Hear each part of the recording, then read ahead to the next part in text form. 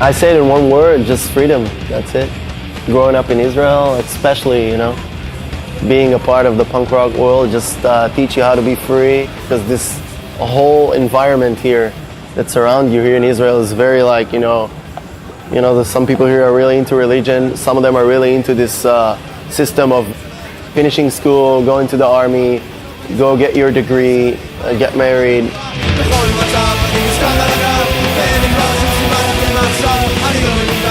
And when you're involved in a punk rock world, you just think differently, and you're pretty much free.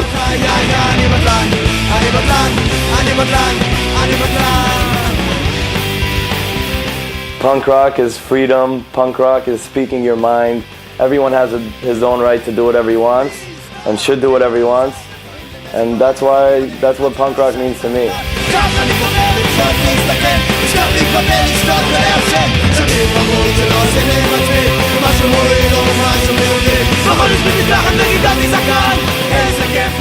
It's part of what we are. It's not only like a punk rock band, it's not a girl band. It's a whole artistic it's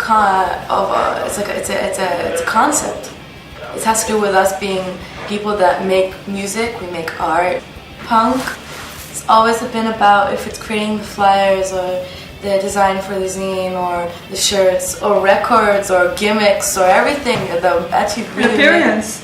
Yeah, it's about being unique. It's about breaking the grayness and everything around. So yeah, it's about color.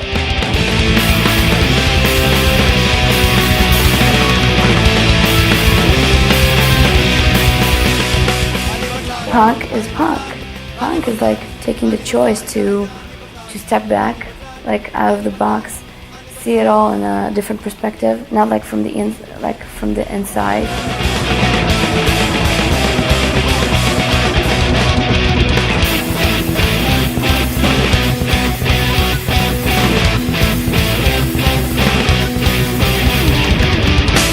You can drive all through Israel in 6 hours. It's a very small country, very small, and the scene here is not very big. It's really great. Yeah, it's small, but it's really concentrated. Yeah, it's like a family, a small family.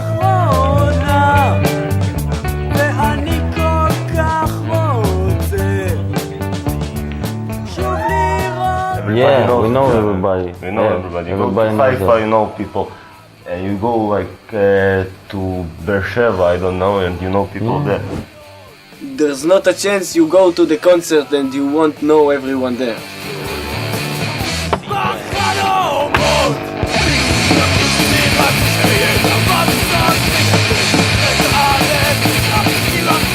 Like if I will walk the whole Tel Aviv by foot, definitely I will meet someone I know.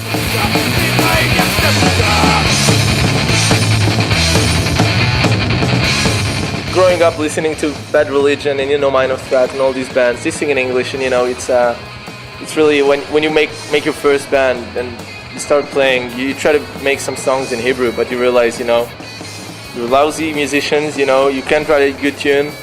At least don't sing in your terrible language, Yeah. English is not funny. It's a very beautiful language. Everything just flows in English, and in Hebrew it's like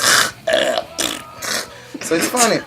Their songs are waiting by the phone, I want you to call me, I love you so much. So our song is מחכה ליד הטלפון, רוצה שתאהבי אותי. Which means the and same. in Hebrew it's ugly, so it's funny.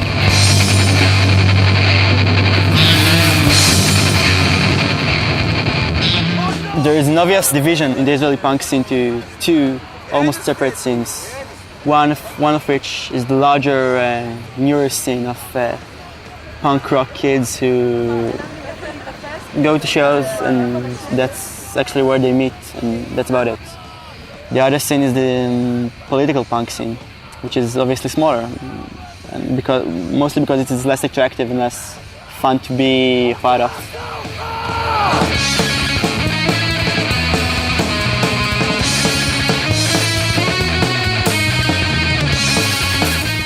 For them, I guess punk is about protest, about protesting what they hate, what they don't like. That's for me too, but we're against different things because the top of my priority is people, you know? If they want to put cows and goose liver and stuff like that in the top of their priority, that's okay. Eat your tofu, do your stuff, you like, do your music, do your protest, but don't judge me because I eat meat and I like to fight once in a while.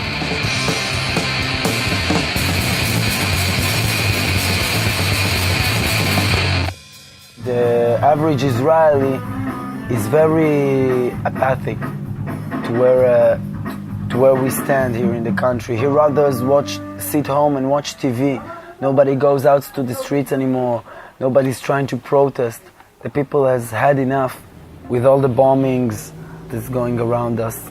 And with his problem of how the hell is he going to let ends meet in the end of the month. Nobody's got enough power enough energy to go out and protest. And that's the real problem here. And that's what's driving this country into its very end. Return back home after 3 months on the road. I know that it's time to piece my puzzle life into an ordinary frame. Life goes on, but for me it seems to go. People do get crazy here because half of the kids go to the army to kill other people and become a trained killers. No one really gives a damn, no one's interested. Only a few people, the small punk scene. Most people work for very little money. Peanuts. For peanuts. And I work for drinks. There's no culture here. There's an in performance like alternative opera or whatever, and there's nothing here because they're not. It's not hasn't been built. It's not something that's part of society. So it's just a problem. Like people are afraid of things. People are afraid of what we could talk about.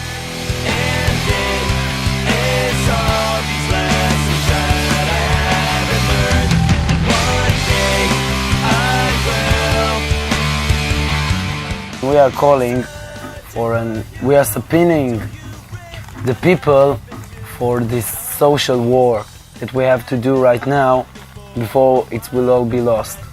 Because we believe politics and punk are related and cannot be separated. Our band's name is Nikmat Olalim. So what kind of politics do you talk about? Human rights, animal rights, consumerism, globalization, media control, the occupation, army, the militarization of Israeli society. I don't know. The usual.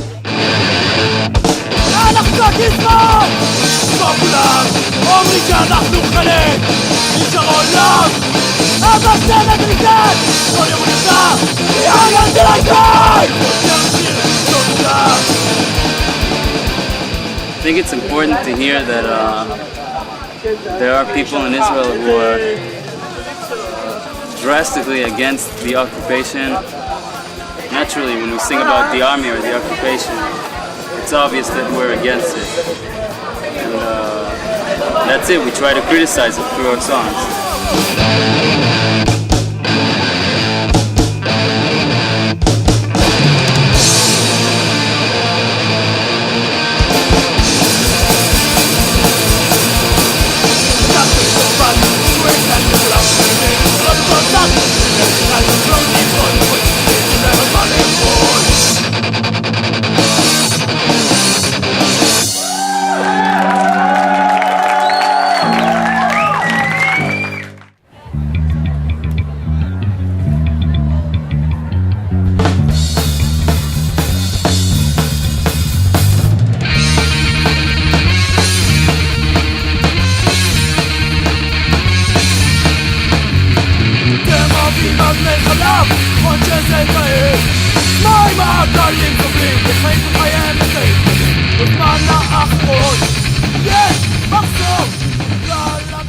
There have been a lot of suicide bombings and a lot of strikes from a lot of terrorism from both sides. But the Israeli punk usually supports the it doesn't support the Palestinian side, obviously. It supports the Palestinian people because the Palestinian authority and leadership is obviously just as corrupted and violent as the Israeli leadership. You know, people in Gaza, Arabs in Gaza, they hate the bombers, they hate all the mechablim and shit, yeah. Because after a bomb act, all of them can't work, They close Gaza. They close Gaza, everybody, they don't work, they don't have food for their families, and they don't like it. So stop this shit, yeah. They want peace, we want peace, but the Prime Minister is an asshole.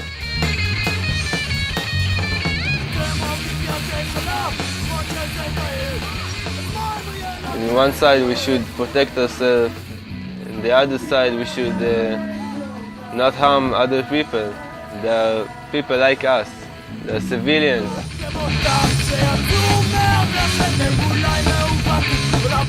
You hear all these stories about, the army has to go and find all those terror groups that's hiding in people's homes, in people's houses in the Gaza Strip, and then if the army has to go there and shoot or bomb or whatever because they're trying to get all those terrorists out of the houses, sometimes like innocent people die. I heard this story, you were in it, don't know if it's true.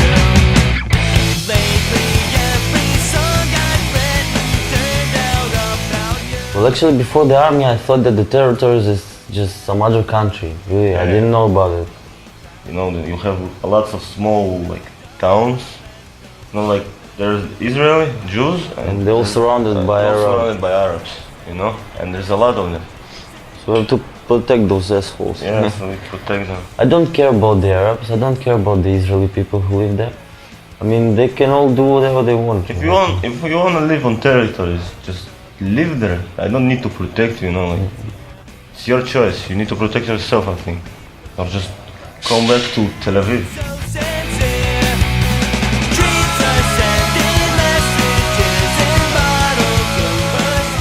I used to be a mailman, so I worked with a lot of Palestinian people, and I didn't have a problem with anyone. I even used to hang out with them, and everything was nice and cool. It's like the small percent of certain people that are really fucked up psychos, just like we have our small percent of fucking religious freaks.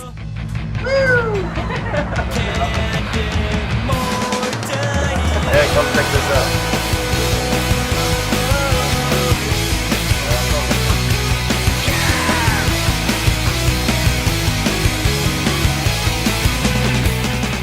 My dad is from Afghanistan, and my mom is from Libya.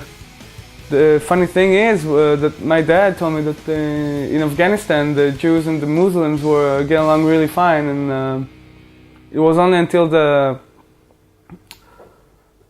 when Israel started to form, they start to get their problems over there. Yeah, not too long ago I got an email from Malaysia, from a girl that really likes us and whatever, and all her friends are really into our band and stuff.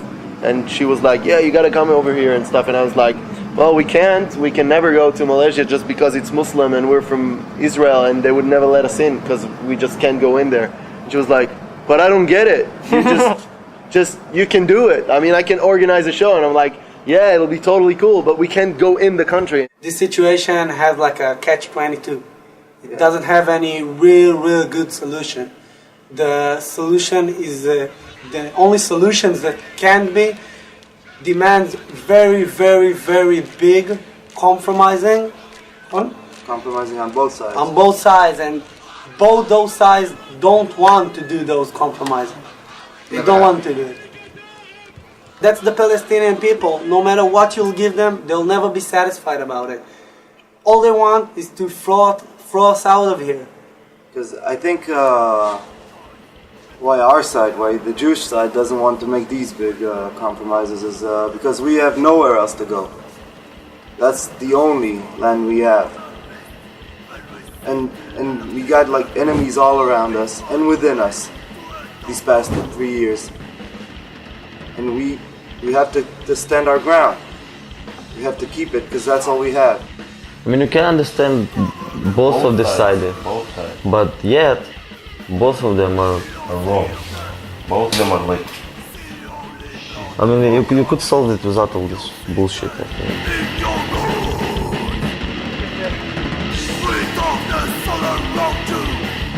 Roadmap to peace. It's a very positive approach to the issue since George W. Bush has made a show strength and brutality in Afghanistan and Iraq. So not even Arafat wants to mess with him now, as far as I see it. There's been two mistakes in this roadmap. First thing, the Bush administration ignores the separation wall Sharon is building in the West Bank. The separation wall is supposed to be a security wall that will eventually become the border between Israel and Palestine.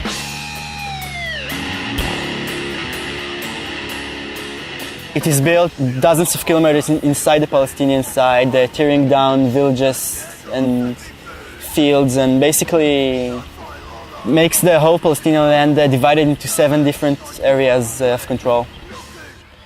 I believe it will have to change before the roadmap will take practical steps.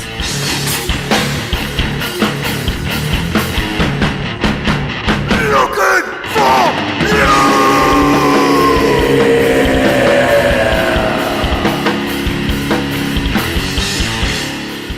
I'm a peace man, and Omri Goldin, our singer that died in terror attack by the suicidal bomber, he moved to the north to live near to the Arabs in the north and to live the spirits of peace. He learned Arabic, and his father built an industry park, started to build industry park there. That was to combine Israeli Arabs and Jews. A lot of the Jewish left sees the solution as having 2 states living side by side with a big wall in the middle, not talking to each other, but not having to fight because they're separated. And the whole beginning of a process of real peace and a way to live normally is by actually talking to each other and learning that the different side and different culture, and actually learning to live together, not separated.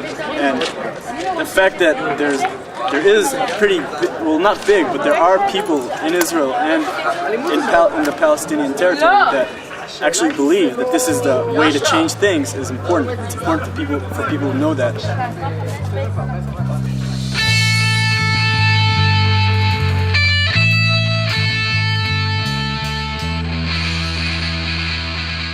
Although I would like to think that it's easy to solve the problem, it will be easy to end the war. Every day people died in here, so I need to go to the army. I think I need to go to the army and still playing in my band and talk and sing about the spirits of peace and spirits of love between people all over the world. There are bad Jews and there are good Jews, and there are bad Arabs and good Arabs, because we are all persons, we are all human beings. We are from the same race. And that's the message that I think that should be heard and reminded to people 24/7. I think that is the real deal. I think that is the most important thing that anyone can ever say.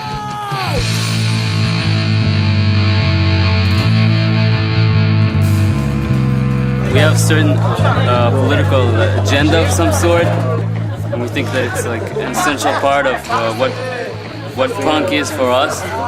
And but we don't expect everyone to think the same as us, but we try to, just voice our opinion and talk about what we care about.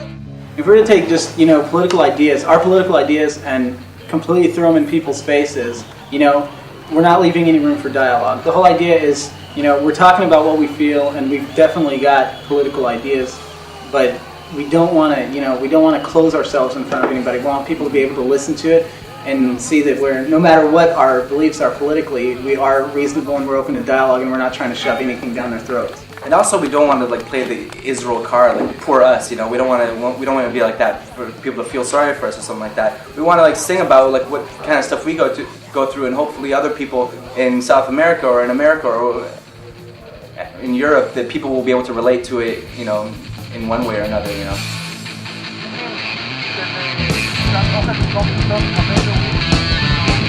Boy, here's the deal. You're not a Jew, so we must get rid of you too. This is our first show. It's gonna kick asses, obviously. Yeah, it's gonna rock. I just hope we'll be just as good as we said we are.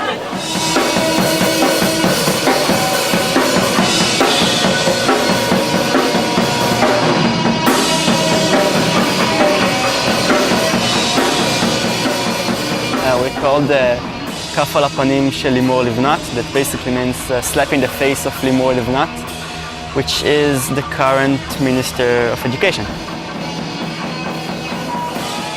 The functioning of the Ministry of Education has been very poor lately, and our name protests against her.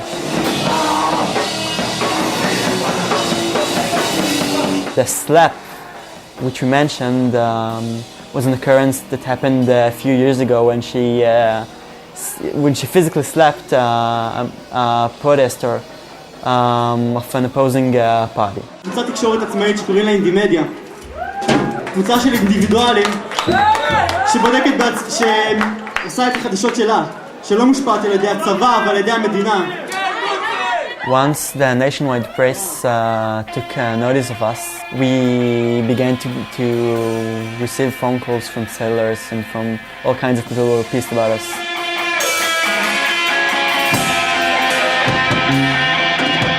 Basically, there was more to the name than there was a band. We were a young band, we just started playing. We had only 6 songs and we played about 3 shows before all this noise got to the press. And we weren't quite as prepared to defend ourselves and expose ourselves to the public and show them who we are. And we couldn't handle all this pressure, so we decided to end this at the final show, which was great. This article, which has my band's name as its title, was in Ma'ariv, which is the second most popular newspaper in Israel. It speaks about our name and how controversial and unacceptable it is. And it ends with Limor Livnat's communication advisor saying that she will probably sue us and we are just a bunch of punks who don't know what you're talking about.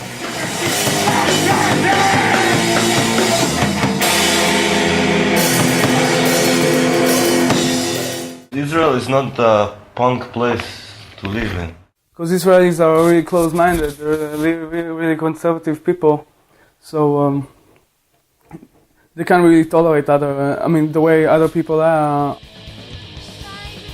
There's a lot of primitivity, a lot of people who act really negative and hate whatever they don't know or don't understand and what's new for them.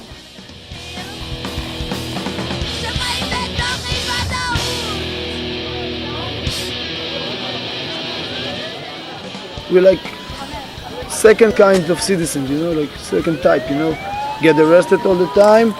We went to jail because some guys, like 20 guys hit on us. We fought them, police came, took us. He's from Russia, I love him.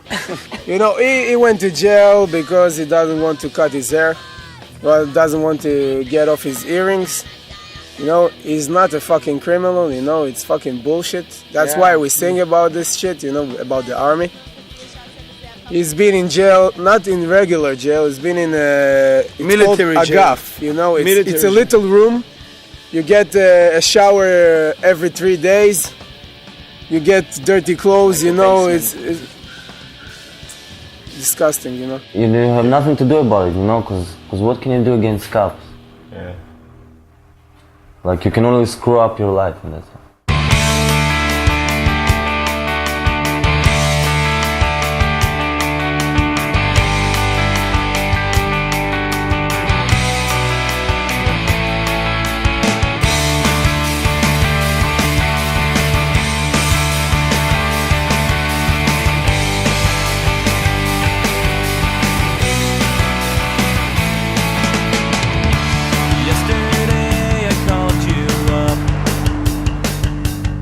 all the kids from 18 to 21, in the middle of the week, they're not here.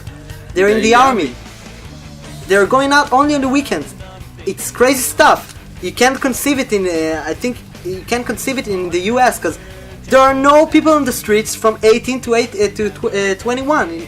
You must don't have a join the army. choice. You don't have You must another join the choice. army. It's the law. If you want not to go to the army, you have to act crazy or something like that.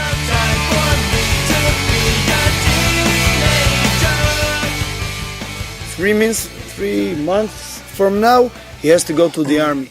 And he doesn't want to go, so he's going to sit, to be in jail until they let him out.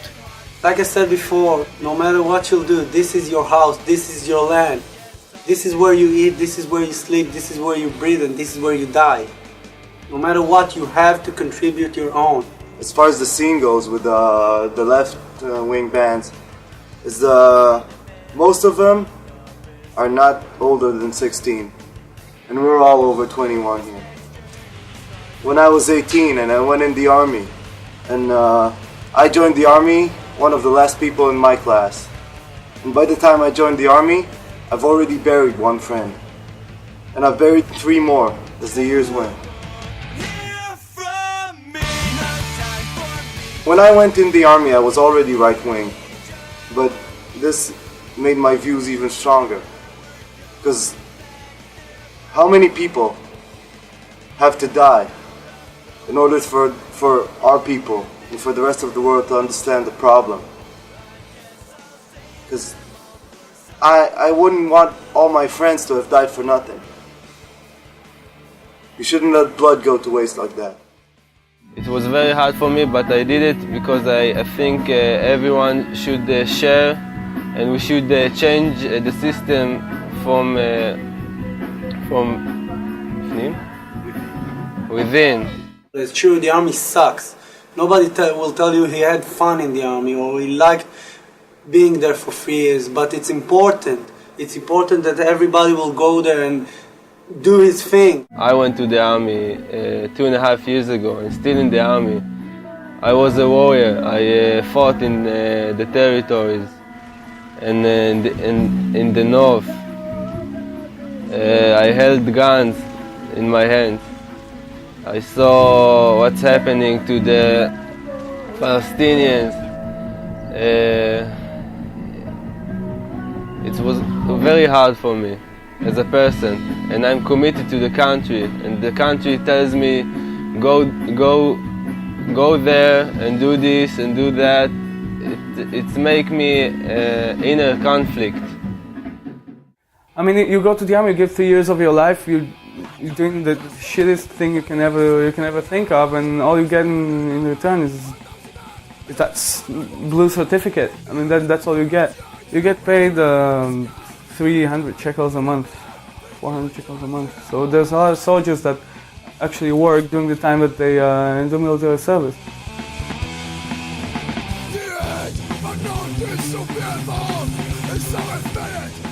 You're all mixed up with other people, You live with other people, and none of them are punks, and they don't understand, And it's for three years, so you live with people who don't have nothing to do with punk, and I don't know. It just changes people.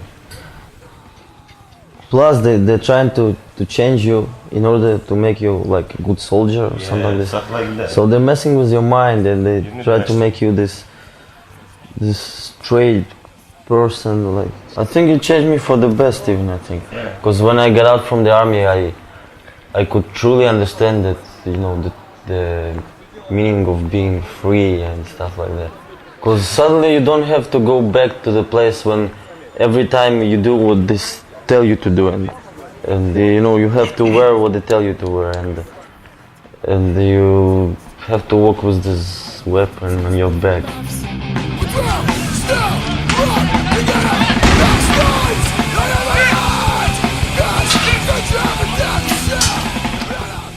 A lot of people think that the military only fight, kill. When I drafted to the military, it was a service combining combat fighting, I didn't do much of it, and education. Actually what I did, I worked with kids that had problems at schools, problems at home, problems at all. I helped them to get education and to get on with their life, help them get into the military. The army let me deal with social matters along the fighting in the territories. I deal with homeless kids, drug addicts, showing them the right way, I hope. And the army let me do this, so I see some positive spots in the very black picture.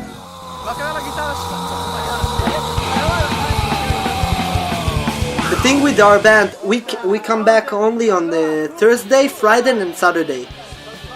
All the week we're in the army. We are not taking the army too serious. Our life is it's music, and all the week we are waiting to go home and make music. Actually, now is the time where I'm starting to get all the letters and threatening letters, the letters with the police involved in them are starting to come, but till the red letter doesn't show up, I'm not going to show up and say all the things I have to say, because that shows them that maybe there's a chance I'm going to do it.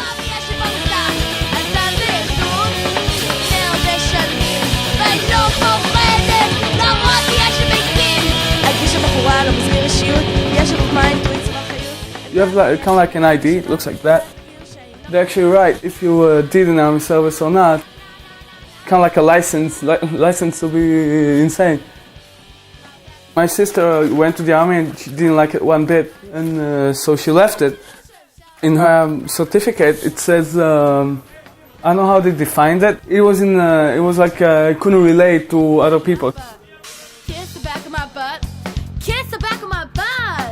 It was really hard for her to find a job that way. There's some rights that they take from you, like if you want to get a loan from the bank, sometimes they give you problems with that. Your driver's license is still a problem. After you get kicked out of the army, you have to do all those tests to see that you're really okay to drive, and because they kick you out because you're crazy. For them, you're crazy. They too already got out of the army, and we're in the process of doing that. So how did you guys get out? Mental basis. We're insane. Do you believe that you're insane, or They believe that we're insane. Why? We got them to believe we're insane, so to get released.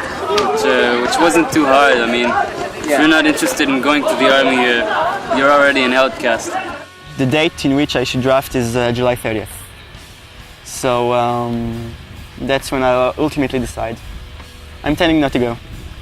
I'm not planning to go to the army.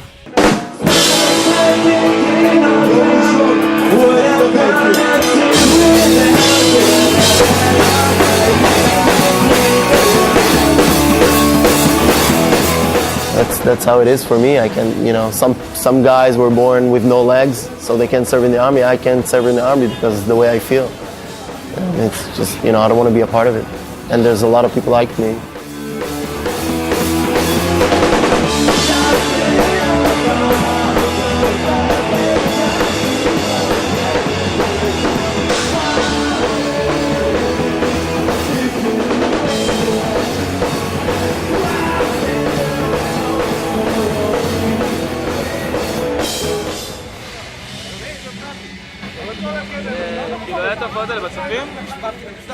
Five years ago, we were the only punks in Netanya, and here we are 5 years later, still the only punks from Netanya. My brother is religious. We are the family from Netanya.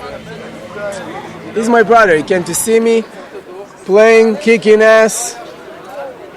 It's family, Okay, so this guy, this is Asi, is his mother, this is his older brother.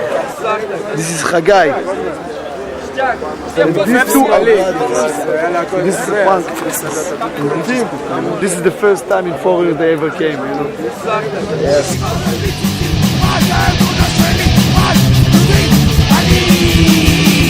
It was cool till the song Kipot Shchorot, you know, it's a song about religious people, you know, so after that he just went. I don't care. Still my brother.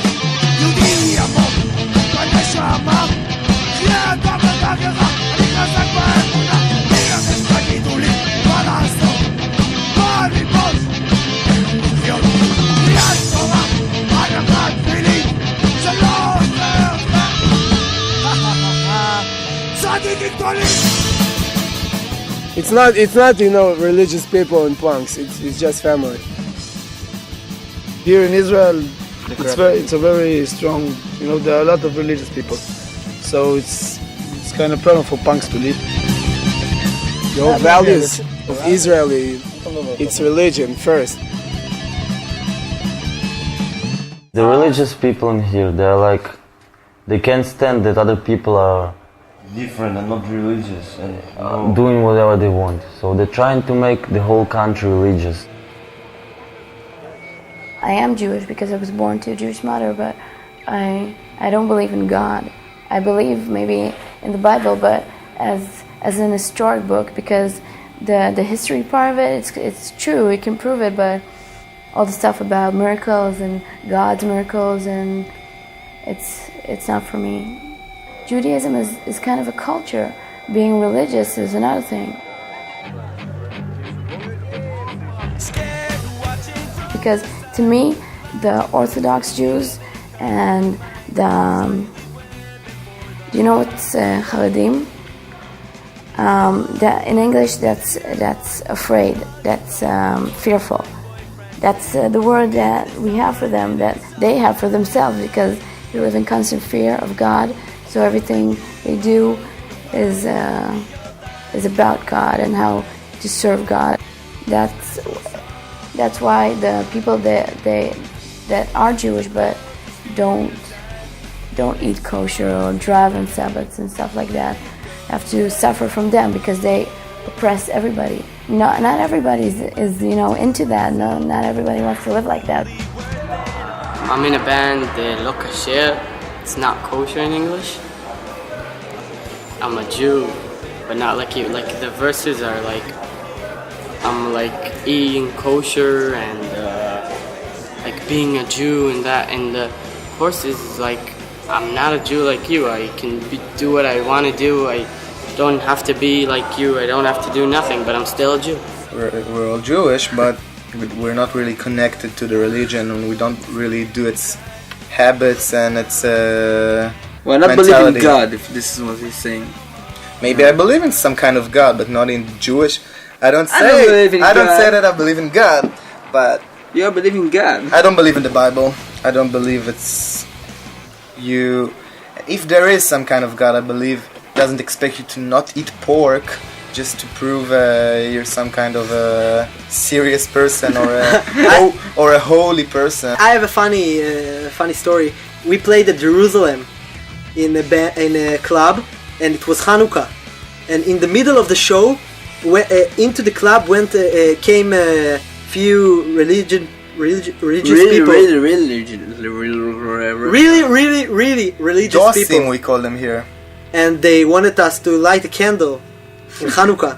So we lighted the Chanukiah on stage, and we danced with kippas and rabbi hats, and we danced with the rabbis, and we sang Hanukkah songs on the show, and it was very funny.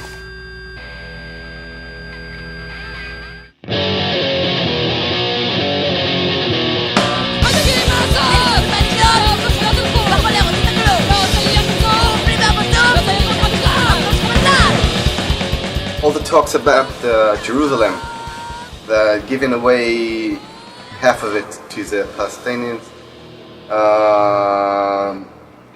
the Kotel, the West Wall, that's ours now. That's the only part of the temple that we have now. Har HaBayit, That's what makes this land the promised land. Yeah. The holy That's our land. heritage. That's our heritage. Like the thing here that Israel have kind of a Jewish way of living, and on Sabbath there's no buses, no train. For me personally, that's not a bad thing.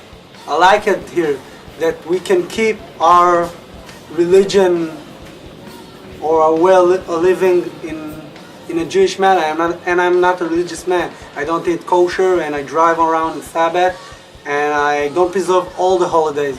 And when I was in England, going to gigs and going to the holidays in the Smoke Festival, I ran into some Nazi punks and some Nazi skinheads, and I don't know, this is the only place on earth when I can go out, wear a Magen David, and nobody will tell me anything. What the left-wing bands don't understand, that no matter what you do, no matter where you go or what you do, you'll always be Jewish. You were born this way. Even if you'll change your religion and be Christian or Muslims or whatever, you still have your Jewish roots. No matter what, this is your I don't know, this is your blood. This is where you come from. You should never forget where you come from.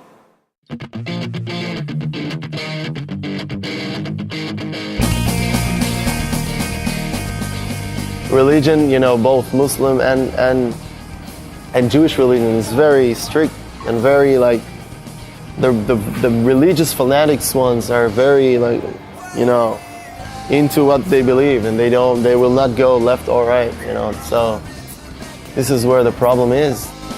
The Palestinians, they are oppressed by their religion too, and when you look at Jewish Orthodox families and you look at Islamic families, it's kind of the same. The women are dressed the same, and they have millions of kids. They feed off the country without doing anything, and that's what kind of ruins it. That's what kind of ruins the country. When you grow up in a place like Israel, and you were born Jewish, and the Muslims don't really like it, or some of them like it, but some of them don't, and you have Christians here, and you have all kinds of small religions mixed up in this little place, and you see how they all don't want to get along.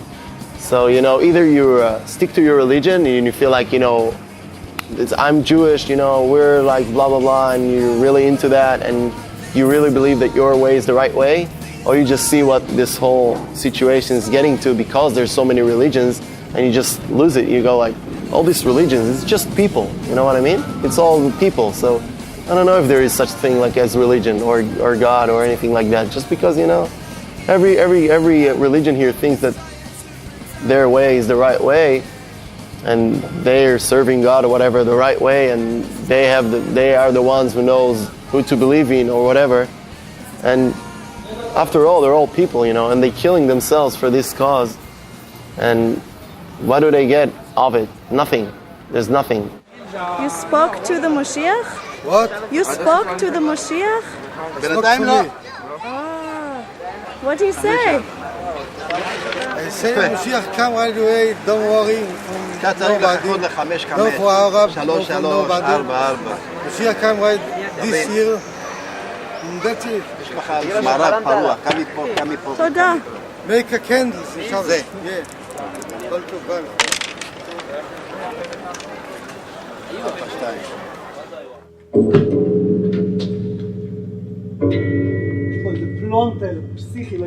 Okay. I say C, black skies, choice that, that's golden. I think all of us are like a second generation here in Israel.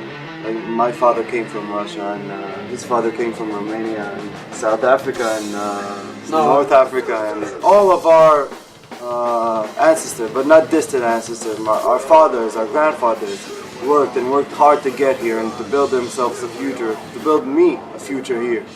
And we can't let it go.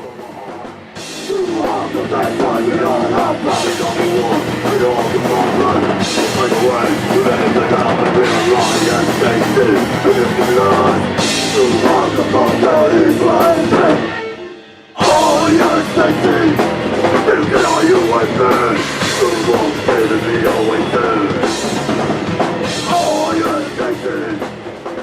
My father came to Israel when he was 24 years old. He volunteered to a special unit in the army called Golani. It's one of the most biggest infantry divisions in Israel Defense Forces. In every war in Israel, he fought. So he didn't fought for it for me or any other stupid kid come up and say, give the country to the Palestinians because I don't want to live here. If you don't want to live here, get your stuff, get your things going, get the fuck out of here. But don't come complain to the country that gave you a house, and don't come and talk about giving the Palestinian country or murdering the prime minister of here, and we saw that too, and murdering the president, and that the general of the army is a traitor and stuff like that. These people gave their asses to this country.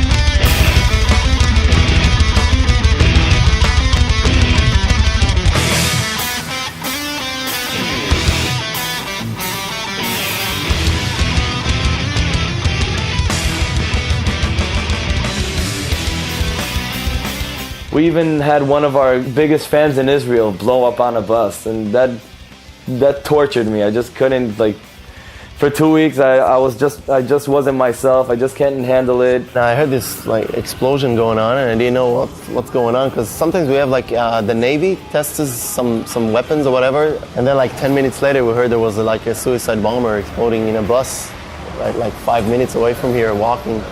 So we heard it all. And she died in that suicide bombing, you know, on that bus. And then when we were watching the videos and editing it to a video, because we did this video for one of our songs in our new record, and you can see her in the front row just jumping around and cheering and stuff. And then that's where it got like kind of personal for me, you know. It's fucked up. She was blown up on a bus, and like three days before she was at our shows singing the lyrics, and fucked up. There's been a terrorist bombing a few minutes ago, actually, in Jerusalem. I called all my Jerusalem friends, no one died, it's okay. How do you feel when that happens? You get used to it. It just happens so often.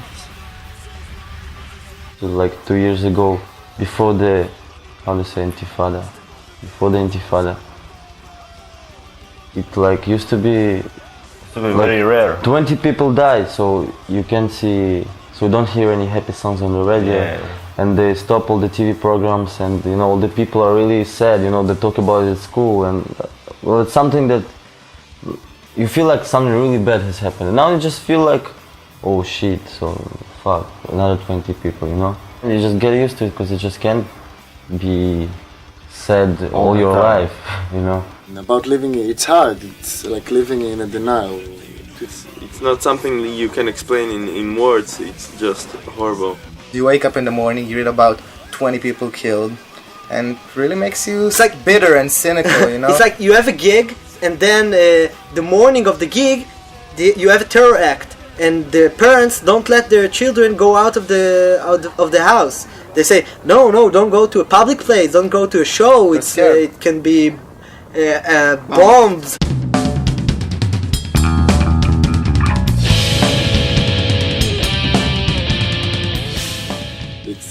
What I feel inside when someone I know gets killed, and I know I can get killed every day on the bus, or just when I go, or everyone I love can get killed.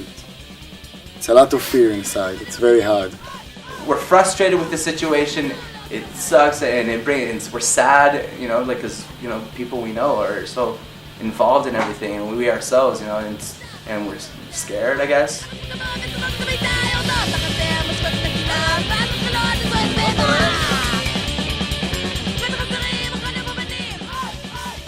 You look at buses, you look at stuff, you know, at least me, you know, I don't ever go on a bus or anything like that since this whole suicide bombing started. So we had like bombings every day and maybe sometimes twice a day. and we had to have a guard here in the entrance to the shop that used to guard this whole area of, you know, restaurants and whatever you have here. Just here, a guy was standing here and just checking out everyone who just wants to go in the stores and stuff like that. And a lot of those, you know, guards were all over the place. Like everywhere you went, you see those guards everywhere, just, you know, trying to see that there's no one that looks, you know, fishy. It's just, that's the reality right now. One of our lead singers, we have two, died in by a suicidal bomber on the bus. I think that the worst day in our lives, the worst moment that I can imagine, is the moment of all of us standing in the cemetery near his fresh grave, and we were very upset, and we weren't really aware about the situation and what's going on. We didn't.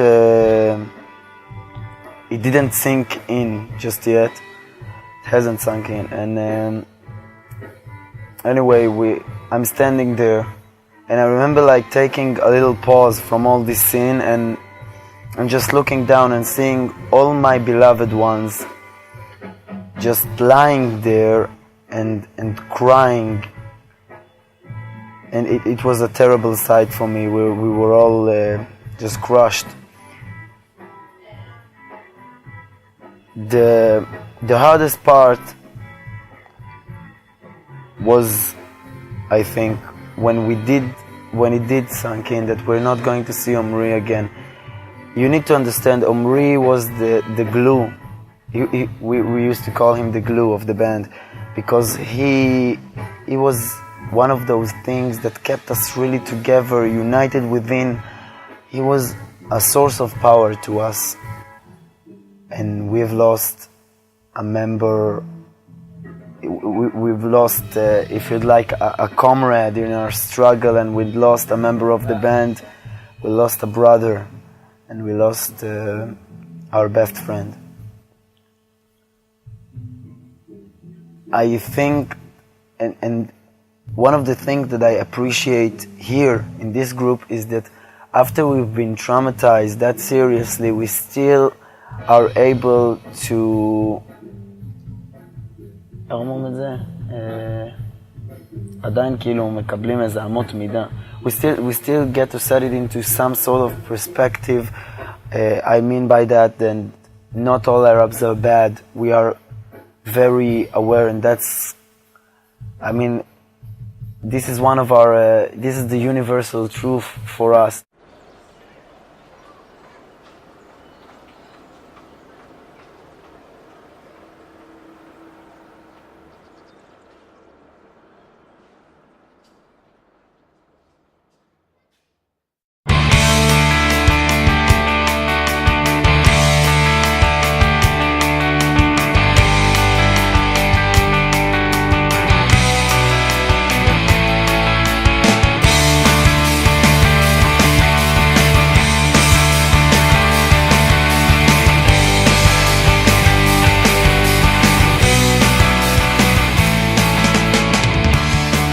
I'd expect the punk scene in a place like Israel to be very, very political, but it's also hard to manage because they're sunk so deep in politics here that's sometimes playing in a punk band is, you know, their outlet out of this whole, you know, political situation in the Middle East.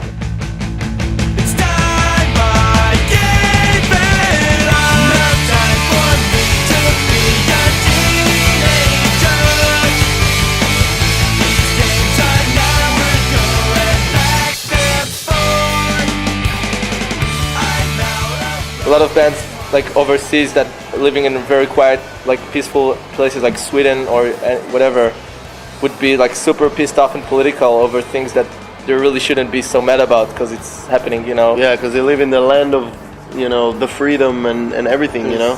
It just, what's there to, you know, be against or like protest against in fucking Switzerland? It's like, it's so peaceful. So yeah, or Canada or whatever for that matter. But the thing is that here, I could actually understand that because here a lot of bands like us wouldn't really touch the political issue at all. Wouldn't even talk about it because it's so, you know, in our everyday life.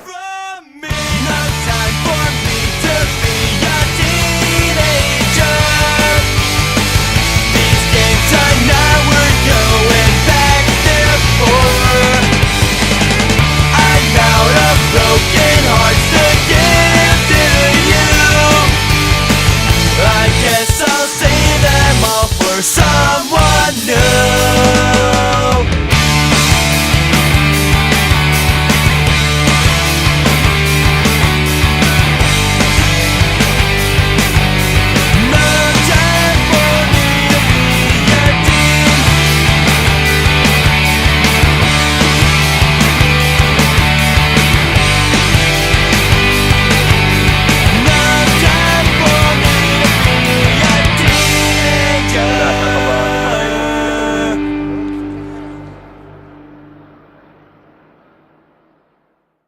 I think we provide escapism from the reality of the everyday.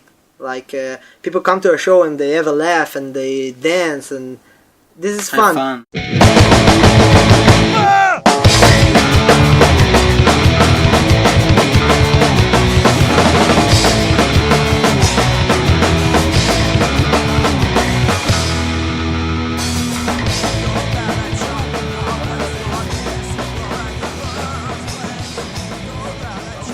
Okay, this is the official sponsor of punk.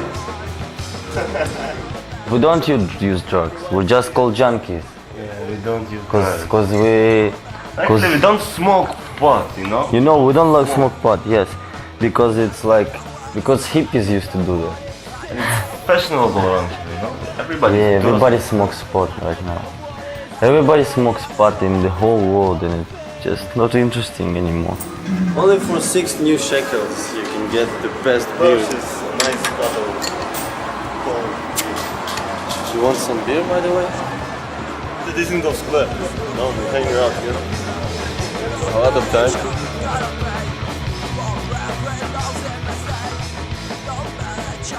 This is Ghost Square. It's a place when usually the punks are meeting, right? You know, it's like for a long time, like more than 10 years, punks are hanging there. Maybe 20 years, I don't know.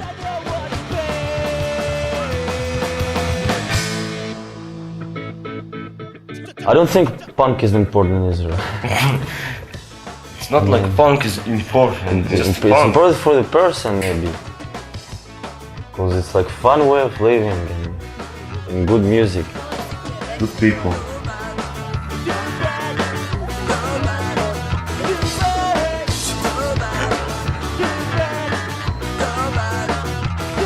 And more bands should come here, I told you the last time. Yeah, but they're scared. Red Hot Chili Peppers didn't come here because they were scared of the bombing. Fuck Red Hot Chili Peppers, Agnostic Front were afraid to come here. And they are supposed to be gangsters, sleeping with guns under their pillows.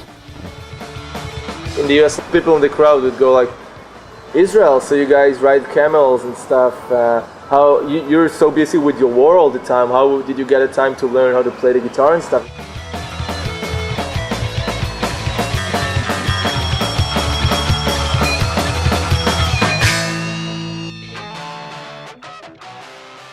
Israel. Israel is the best place to live anyway, with all the bad things that happen. I know that not a lot of people will agree with me, and they will always. It's because of the food. Volume 2. In a year.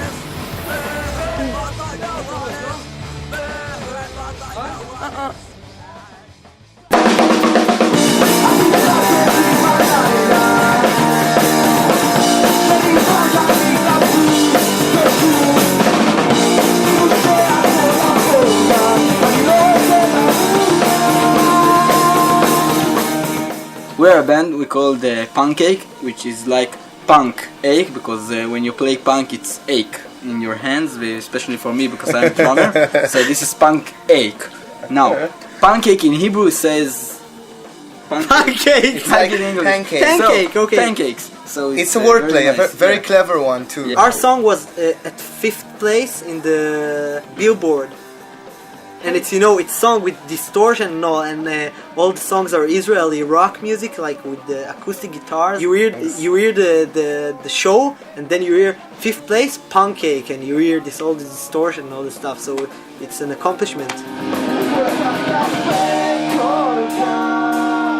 We are pop punk. All the pop punk songs is about girls and teen movies and waiting by the phone and all this stuff.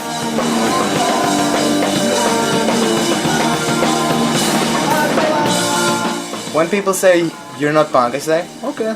You're probably a lot more punk than me because you live with your parents and you eat schnitzel all day long and listen to Celine Dion and come to shows with your stinking mohawk and think you're really cool because it's what's in the fashion now or something.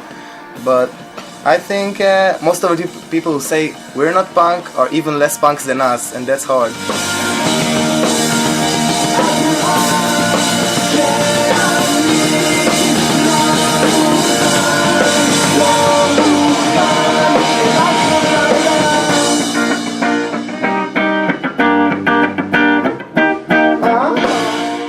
We're glad that we have Fast Music, that it is a label that takes bands that they are not commercial and they have nowhere to be played and stuff, and we have a home. It's a great place. Everyone that wants can come to play here, so it's very cool. And people stand up and sometimes do pogo, and it's good because there are no places in Israel that you can do it. Most of the clubs in Tel Aviv and in Israel are like sitting down clubs when people sit down and munch on toasts while band play, so we find it pretty embarrassing to perform. No, because all the places are very conservative and you sit down, hear mainstream music and eat chips and hummus. Chips and hummus it's good, but not when you're playing. That's Israel. You can get falafel everywhere. You can get falafel anywhere, but not punk rock. If you want to play falafel ball in your CD player, then there's no problem.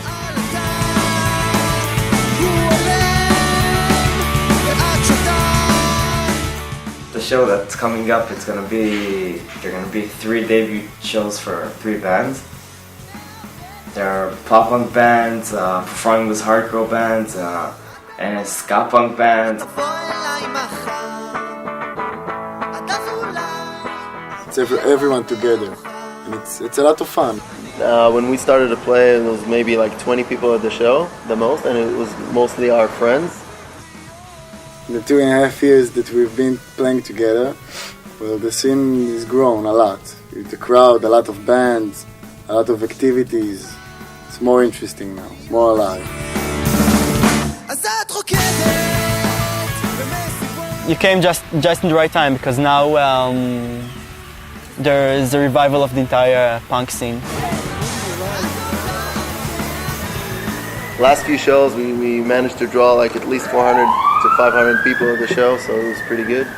All of them in the course of the next months after that, they started bands themselves. The way I got into punk music was after seeing a Useless ID show in Haifa.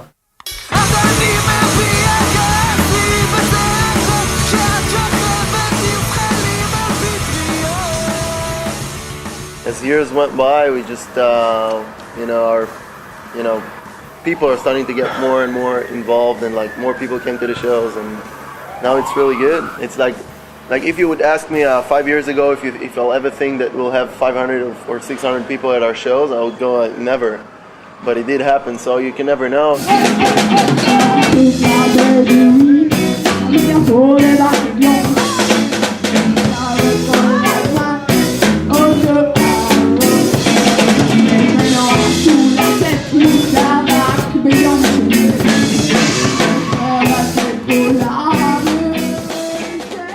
I've never saw so many little girls in the show. Just look behind you. It's so amazing.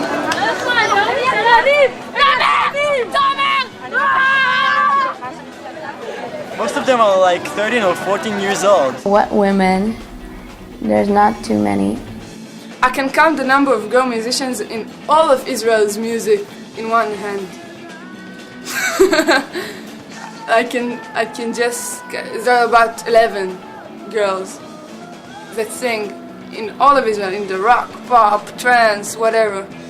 At the punk scene, lately girls started rocking out, but when we started there were no bands with girl singers or girl members, and I didn't feel odd to begin a band because I don't mind being a girl. It never stopped me before from doing stuff I like, so why not start a band? The whole point of starting an all-girl hardcore band is not so much to say that yeah, we're girls, we can do anything we want. It's but to show other girls to be an example. Is it unique? Yeah, because people are so surprised that we can play, surprised that we can do anything. It's like, oh wow, you can play. There's a song, Titties.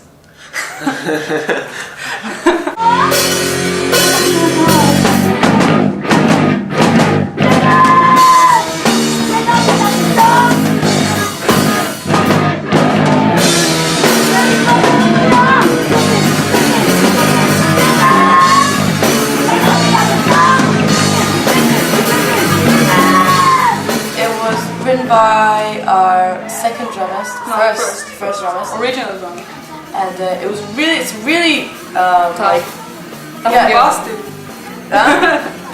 It's really serious kind of issue a lot about of cursing and a lot of dirty words and we'll smash your face, we'll find your English chazona. Yeah, it's about what people think, like girls don't have any thoughts and stuff like that. So she's like saying, yeah, we do have thoughts and we do have balls and we fart and we shit and we burp and we do everything, and you know, we don't want to be like all those models, and we don't cry on our pillow every night, and we don't like write romantic love songs. We're tough. That's what she's saying.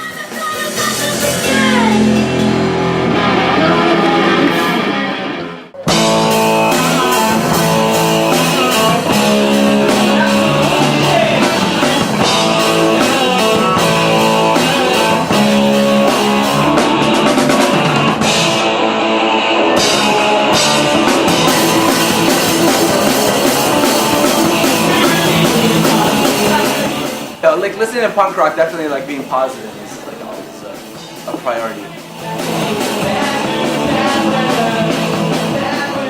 But we try to be joyful and like there's no evil in this world. And plus we like ska.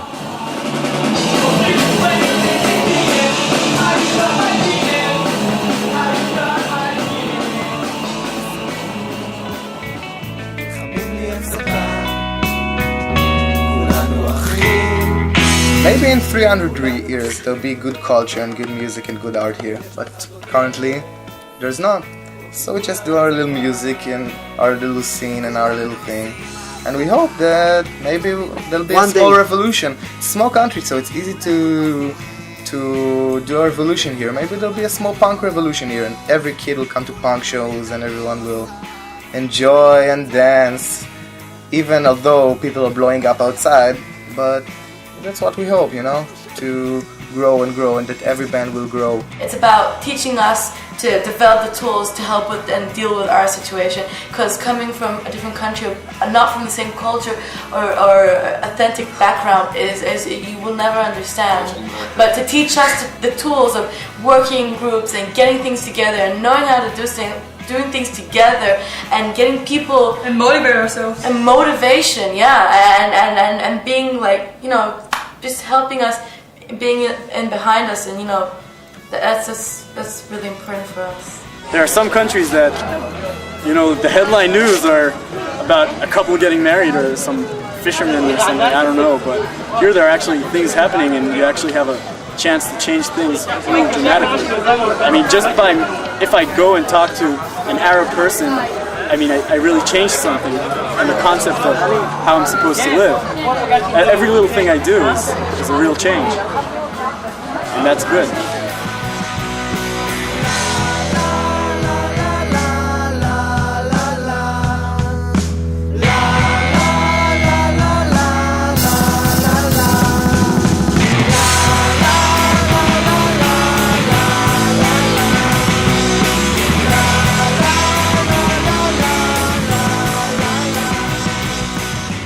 people need an alternative here.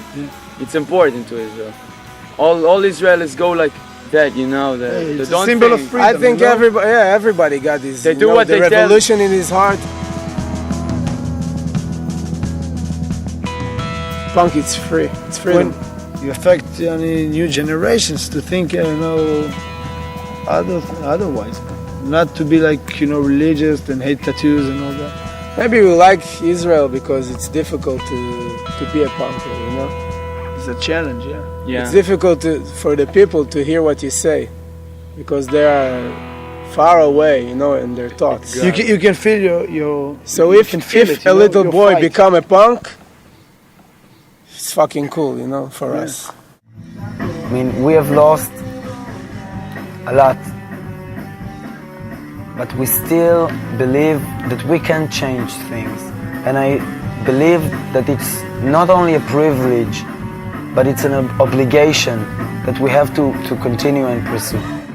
Music, unite.